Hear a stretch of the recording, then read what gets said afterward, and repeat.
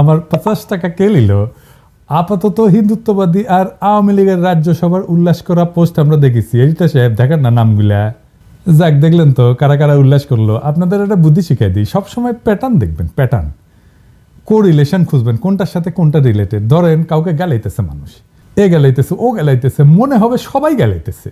কেন গালাইতেছে আপনারা বুঝবেন না, কার গোয়াকে মারিচ্ছে, সব ধুলায় অন্ধকার। তখন আপনি এদের একটা ক্লাস্টার করবেন, এদের মাঝে কমন কি জিনিস সেটা খুঁজবেন। তখন আপনি পরিষ্কার বুঝতে পারবেন আপনি কার পুচ্ছে আগুন দিচ্ছেন। আমার ফেসবুক পোস্ট আওয়ামী লীগের পুচ্ছে আগুন দেয়, কথা সত্য। হিন্দুত্ববাদী রামসেনাদের পুচ্ছে আগুন দেয়, কথা সত্য। আর ইদানিং প্রগতিশীল বিএনপির পুচ্ছে আগুন দিচ্ছে, এটাও সত্য। আগামীতে যারা ক্ষমতায় যাওয়ার খায়েশ করে তাদের পুচ্ছে আগুন দেয়, এটা সত্য। হাসিনা ইন্টারনেট বন্ধ করে দিছিল। আমরা ইন্টারনেট বন্ধ করিনি, ইন্টারনেট বন্ধ হয়ে গেছে। সেই জন্যেই আগামীতে যারা ক্ষমতায় যাইতে চায় তারা সোশ্যাল মিডিয়ার উপরে বিলা। হ্যাঁ, বুঝছাও। আবার তাদেরই কেউ কেউ কয় সোশ্যাল মিডিয়া বন্ধ ছিল জন্য আন্দোলন শক্তিশালী হয়েছে। হাসিনা ইন্টারনেট বন্ধ করে দিছিল, ইন্টারনেট বন্ধ করে ক্র্যাকডাউন করলো, আন্দোলন প্রায় স্তব্ধ হয়ে গেছিল। জুলাই ইন্টারনেট বন্ধ করছিল কেন? ইন্টারনেট বন্ধ করে ইকোনমি বন্ধ হয়ে গেছিল, তার জন্য বাধ্য হয়ে ইন্টারনেট খুলিছে। আবার বাদ ভাগা সুনামির মতো আন্দোলন বিপ্লবে রূপান্তরিত হয়ে ভাষায় নিয়ে গেছে হাসিনাকে। এই সোশ্যাল মিডিয়ায় হয়ে উঠছে লড়াইয়ের প্ল্যাটফর্ম, যোগাযোগের উৎস, লড়াইয়ের বৈধতা তৈরির জায়গা। সেই জন্যেই যারা ক্ষমতায় যাইতে চায়, যারা ক্ষমতায় ছিল, তাদের সবার জন্যেই সোশ্যাল মিডিয়া চক্ষুশূল হয়ে গেছে। এখন এখানে সবচেয়ে বড় প্রবলেম দাঁড়িয়ে গেছে আপনার সোশ্যাল মিডিয়া। আপনাদের তো তবু কিছুটা এথিক্স আছে, কিছুটা জবাবদিহিতা আছে, আপনাদের জবাবদিহি করতে হয়। সোশ্যাল মিডিয়াতে কোনো জবাবদিহিতা নেই, জঘন্য ভাষায় কথাবার্তা বলা হচ্ছে। আপনারা বলবেন এটাকে, যেটা গ্রহণযোগ্য? আরেকজন আছেন বিখ্যাত মানুষ, না বলতে চাই না, যিনি সোশ্যাল মিডিয়া করে বিখ্যাত হয়ে গেছেন। তার মুখের ভাষা শুনলে তো আমার সন্দেহ হয় যে আমরা কোনো সভ্য দেশে বাস করছি কিনা। তারা সোশ্যাল মিডিয়ার এই শক্তিকে স্বীকার করতে চায় না, কিন্তু গালায় না সময় আবার গালায়। তো আমরা যদি কিছু করবারই না পারি তো গ্যালাস কেন বেটা তোরা? তো এই 3 গ্রুপ তো দেখলেন। চতুর্থ গ্রুপ হইতেছে কচু খেতি। কচু খেতি কি আমি কইছি আগের ভিডিওতে, তাই না? এরা হইতেছে আয়নাঘর বিশেষজ্ঞ, ডিজেএফের টাকা খাওয়া কিছু লোকজন, যাদের কাজ হইতেছে ওয়াকারের পুচ্ছে আগুন দিলে তার উপরে ঝাঁপায়া পড়া। এরাই ব্যারিস্টার ফুয়াদের পিছে লাগিয়েছিল, এরাই সরাইছে ব্যারিস্টার ফুয়াদ, আসলে ব্যারিস্টার না, বুঝছেন তো? এই কচু খেতি আনন্দে আত্মহারা হয়েছে। আগে ওই 1 বোতল মারিছে আর কি, হ্যাঁ, আনন্দে তারপরে এসে পোস্ট হয়েছে, তাও ঈদের দিন। ওর ঈদের আনন্দ ডাবল হয়েছে যে আমার ফেসবুক জয় বাংলা হয়ে গেছে। তো এই আওয়ামী লীগ, বিএনপি, ওয়াকার আর কচু খেতির মধ্যে কমন জিনিস কি? সাধারণ কমন জিনিস কি? জি, ঠিকই ধরেছেন, কলিকাতা হারবাল। এদের পিছে আছে ইন্ডিয়ান ইন্টারেস্ট। কেমনে প্রফেসর ইউনূসকে সরানো যায়, তাড়াতাড়ি একটা নির্বাচন দেওয়া, তারপরে সাত্তারের মতো পাছায় লাথি দিয়ে খেদায় আওয়ামী লীগ আবার ক্ষমতায় আসে। তাইলে তো আর্মির গুম খুন করা জেনারেলরা আর তাদের কমান্ডার হাসিনার বোনজামাই ওয়াকার, যে কিনা ইন্ডিয়ান আর্মি চিফের সাথে সারাক্ষণ কথা কয়ে সরকার গঠন করেছিল, যে আসলে চায় নাই প্রফেসর ইউনূস সরকার প্রধান হোক, সেই ওয়াকুরুজ্জামান বাইসা যায়। শুনেন, সে তো চায় নাই প্রফেসর ইউনূস সরকার প্রধান হোক। শুনেন, সেনাপ্রধানের দিক থেকে মূল ভেটোটা ছিল যে ডক্টর মোহাম্মদ ইউনূস কেন, why not any other person. Doctor Muhammad Yunus নামে মামলা আছে, তিনি একজন কনভিক্টেড পারসন। একজন কনভিক্টেড পারসন আসলে কিভাবে একটা দেশের প্রধান উপদেষ্টা হতে পারে? আওয়ামী লীগ একটা লোক একেবারেই দেখতে পাচ্ছে না, এবং বাংলাদেশে তো আলটিমেটলি 30-40% পিপল আওয়ামী লীগকে সাপোর্ট করে।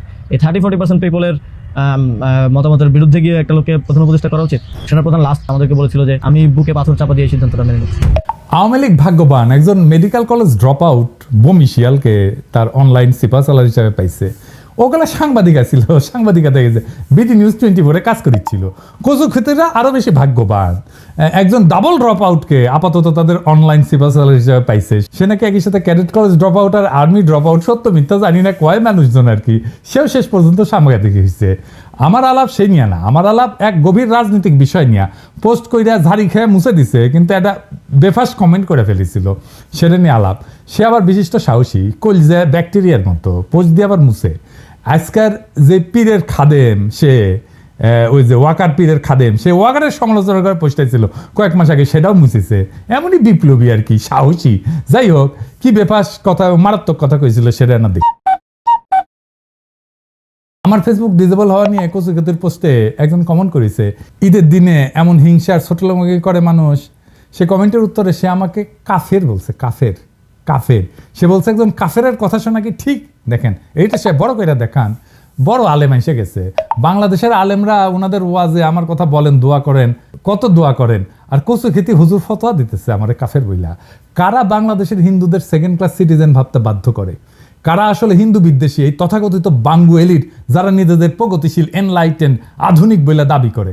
বাংলাদেশে ইসলাম পছন্দ জনগোষ্ঠী না, হেফাজত না, জামাত না, সাধারণ মানুষ না, হিন্দু বিদ্বেষী এই বাঙ্গু এলিটেরা এই কচু খেতির কথার মানে বাংলাদেশের কোনো হিন্দুর কথা একজন মুসলমান শুনতে পারবে না, বা একজন মুসলমানের কথা একজন হিন্দু শুনতে পারবে না। একজন হিন্দু কোনো সমাবেশে বক্তব্য দিলে সেখানে কোনো মুসলমান যাবে না, মুসলমান কোনো বক্তব্য দিলে সেখানে কোনো হিন্দু যাবে না, হিন্দুকে মুসলমান বা মুসলমানকে হিন্দু ভোট দিতে পারবে না। কি ভয়ঙ্কর কথা!